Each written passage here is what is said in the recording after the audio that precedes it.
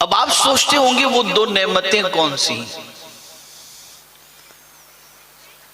तो आक़ाए करीम सल्लल्लाहु अलैहि वसल्लम ने पहली नेमत का जिक्र फरमाया, अस्सेहत, तंदुरुस्ती। सेहत इतनी बड़ी नेमत है, तंदुरुस्ती इतनी बड़ी नेमत है कि आप अक्सर ये कौल सुनते रहते हैं, एक तंदुरुस्ती हजार नेमत। अगर अल्लाह रब्बुल इज्जत जल्ल जलालहू ने किसी को सेहत अता फरमाई है तो इस सेहत को गनीमत जानो। हेल्थ अता फरमाई है उसको गनीमत जानो, तंदुरुस्ती अता फरमाई है उसको गनीमत जानो। इसलिए कि ये इतनी बड़ी नेमत है जो रब की तरफ से हमें मिली है कि इस नेमत के जरिए हम जो चाहें कर सकते हैं। चाहे तो नेकी करके जन्नत हासिल कर ले और चाहे तो गुनाह करके अल्लाह रब्बुल इज्जत जल्ल जलालहू की बारगाह से अजाब के हकदार बन जाए।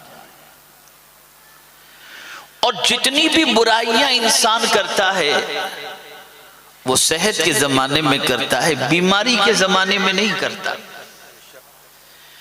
बीमारी के जमाने में तो गुनाह के तसव्वुर से भी डरता है। आप जरा देखें, अगर कोई कैंसर का मरीज है तो उसको जिना करने का ख्याल नहीं होगा। अगर कोई एड्स का मरीज है तो उसे पिक्चर देखने का ख्याल नहीं होगा। अगर कोई टीबी का मरीज है तो बदकारी का जज्बा पैदा नहीं होगा। सारी बुराइयां इंसान सेहत के जमाने में करता है, तंदुरुस्ती के जमाने में करता है। स्मार्ट है, ताकतवर है, गुनाह के लिए चल पड़ा। सेहतमंद है, बुराइयों की तरफ चल पड़ा। तंदुरुस्ती है, अल्लाह की नाफरमानी की तरफ बढ़ पड़ा। लेकिन मेरे प्यारे आका सल्लल्लाहु अलैहि वसल्लम के प्यारे दीवानों, इंसान भूल जाता है कि जिसने सेहत दी है वो कब बीमार कर दे नहीं मालूम। बड़े बड़े सेहतमंद को देखा गया कि कल तक सेहतमंद थे और अचानक बुखार आई, कुछ चेक किए, पता चला ये बीमारी है और पता चला कैंसर हो गया उसको। कोई अपने कल के बारे में नहीं जानता, कोई कल अपनी बीमारी के बारे में नहीं जानता। आज जो तंदुरुस्ती है वो कल रहेगी या नहीं रहेगी नहीं मालूम। ये कोरोना का पीरियड चल रहा है, कोविड-19 का पीरियड चल रहा है। आप देख रहे हैं कितनों को हम गंवा चुके। बुखार आया, 2 दिन हॉस्पिटल में रहे, तीसरे दिन कांधे पर उठाकर कब्रिस्तान छोड़ करके आ गए। सोचा भी नहीं था। अभी परसों की बात है, हमारी मस्जिद के मुक्तदी, मुस्तकिल मुक्तदी, एतकाफ में बैठने वाले, उनकी बच्ची की आखिरी बच्ची बची थी, उसकी शादी थी रमजान शरीफ के 15 रोज के बाद, उनका इंतकाल हो गया। कोई नहीं जानता। हाँ, अलबत्ता हुजूर ने ये जरूर फरमाया सल्लल्लाहु अलैहि वसल्लम कि सेहत का ख्याल रखो, बीमारी से बचने की कोशिश करो। और रसूल आजम सल्लल्लाहु ताला अलैहि वसल्लम ने जिस्म को बीमार करने वाली चीजों को खाने से बचने का हुजूर ने भी हुक्म दिया और रब्बे कदीर जल्ल जलालहू ने भी हुक्म दिया। कुरान कहता है वला तुल्कू बिअयदीकुम इला तहलुका, अपने हाथों से अपने आप को हलाकत में न डालो। लेकिन आज का मुसलमान और काठियावाड़ का मुसलमान, गुजरात का मुसलमान, बल्कि और शहरों के मुसलमानों की भी जिंदगी का जायजा लो तो गुटखा खाते हुए दिखेंगे, तंबाकू खाते दिखेंगे, बीड़ी पीते दिखेंगे, सिगरेट पीते दिखेंगे, ये सारे काम करते हुए दिखेंगे। ये वो चीजें हैं जो सेहत को बर्बाद करती है और हलाक करती हैं।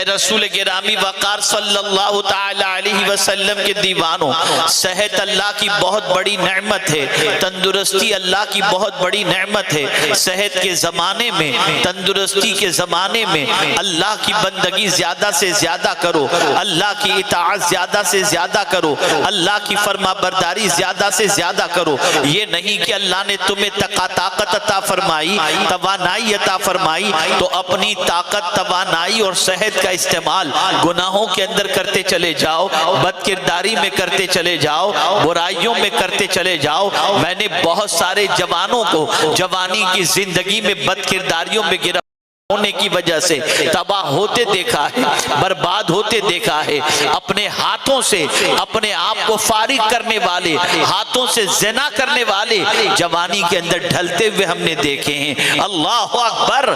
ऐ रसूल आज़म सल्लल्लाहु अलैहि वसल्लम के दीवानों, कुरान ने भी मना किया है, रसूल आज़म सल्लल्लाहु अलैहि वसल्लम ने भी मना किया है कि अपने हाथों से अपने आप को हलाक न करो और सेहत को गनीमत जानो। अल्लाह अकबर। आप जरा देखें मेरे प्यारे आका सल्लल्लाहु अलैहि वसल्लम के प्यारे दीवानों, अगर सेहत के ज़माने में कोई बंदगी करता है, सेहत के ज़माने में कोई इताअत इलाही करता है, सेहत के ज़माने में कोई रसूल आज़म की सुन्नतों पर अमल करता है, अल्लाह ताला उसकी सेहत के अंदर बरकतें अता फरमाता है, उसको और मजीद तवानाइयाँ अता फरमाता है।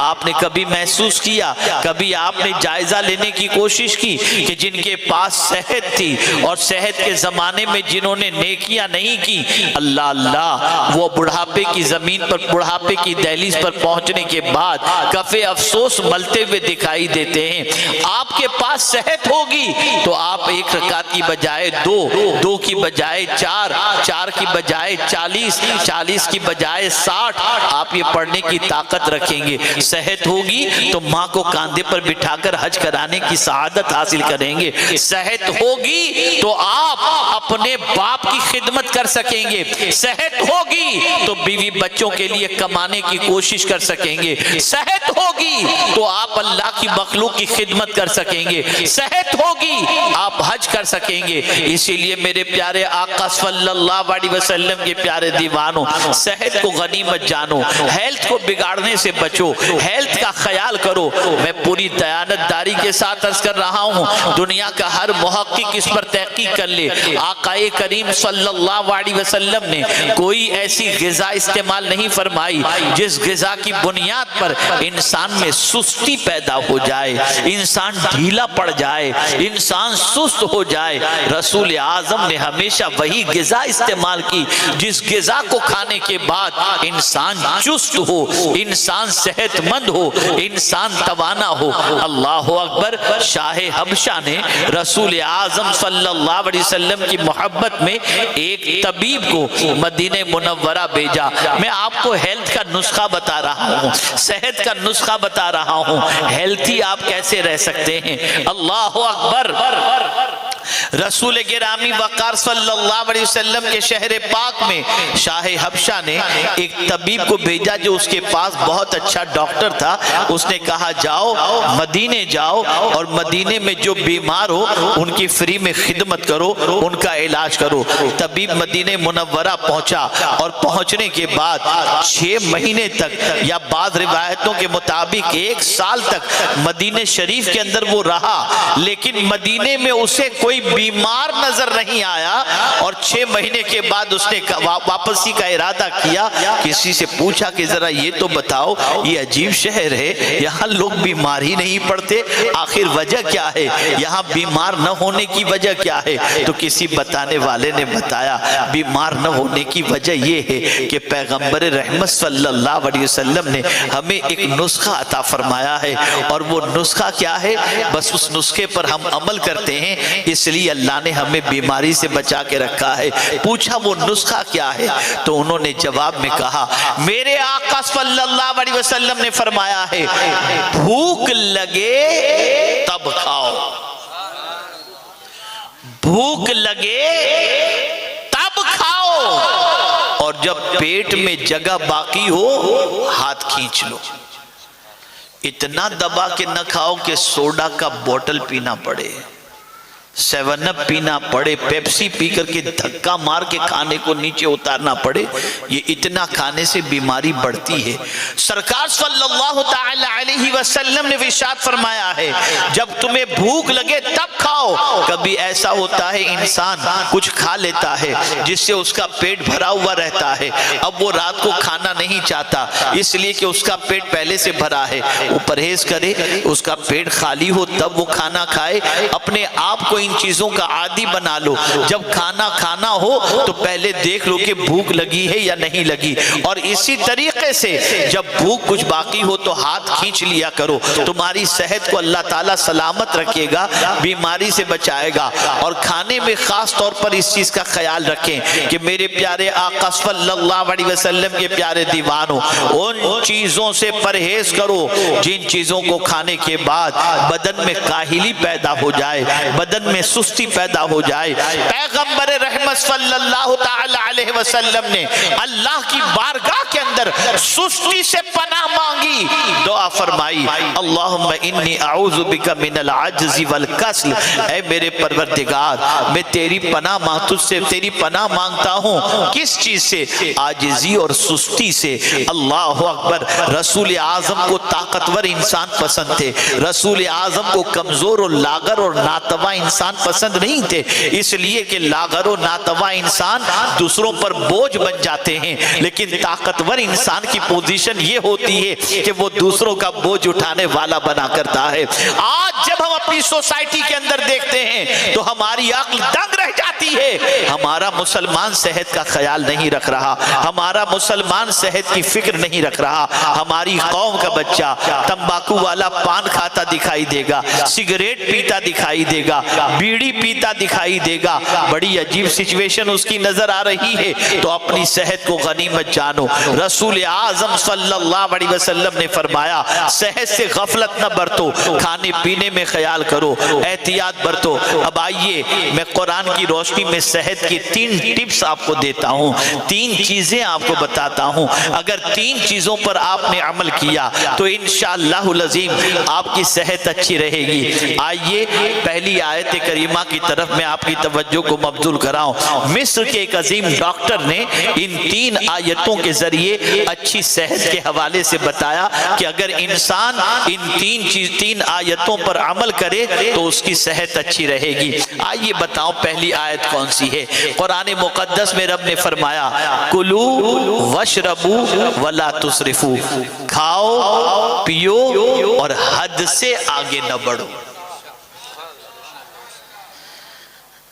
दबा दबा के ना खाओ, खाओ जरूर, लेकिन इतना न खाओ कि चलना दूभर हो जाए, इतना न खाओ कि खड़ा होना दूभर हो जाए,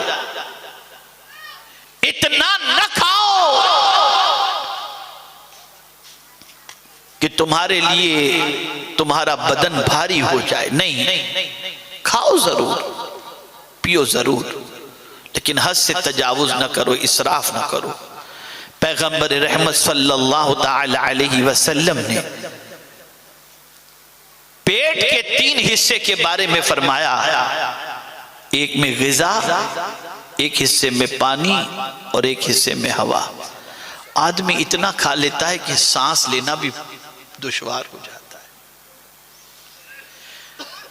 भूखा रहने वाला नहीं मरता, खा करके ज्यादा आदमी मर जाता है। और मैं आपको बताऊं, सरकार सल्लल्लाहु अलैहि वसल्लम ने सेहत के लिए क्या इरशाद फरमाया? फरमाया रोजा रखो और सेहतमंद हो जाओ।